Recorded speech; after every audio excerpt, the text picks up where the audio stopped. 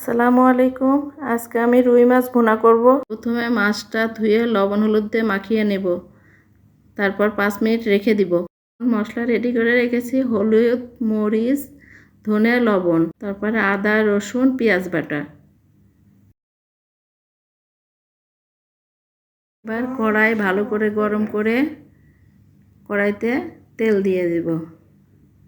তেলটা ভালো করে গরম হলে একটা একটা করে মাছ ছেড়ে দিব।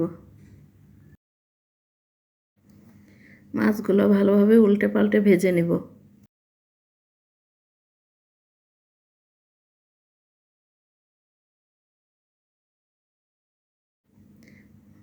মাছগুলো ভাজা হয়ে গিয়েছে, এখন আমি তুলে ফেলবো।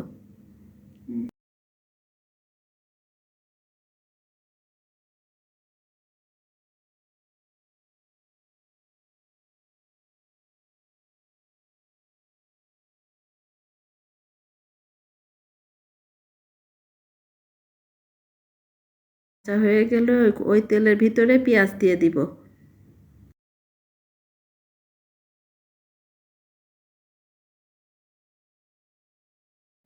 পেঁয়াজটা লাল করে ভাজা হয়ে গেছে, আদা, রসুন, পেঁয়াজ বাটা দিয়ে দিব।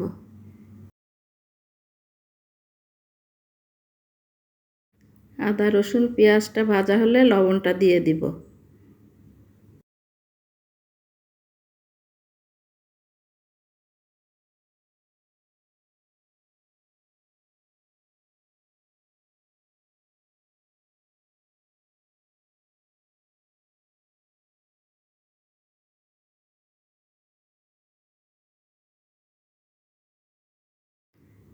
এরপরে পুরো শুকনো মশলাগুলো দিয়ে দিব, দিয়ে ভালো করে কষিয়ে নেব।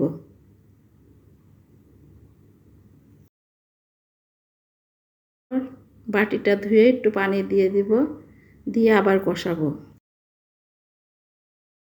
কষানো হয়ে গেলে এবার মাছগুলো ছেড়ে দিব, দিয়ে আরেকটু কষাবো।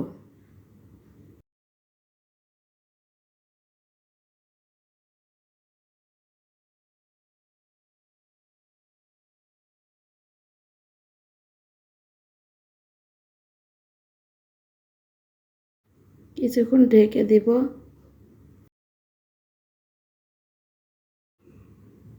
তারপর পানি দিয়ে দিব।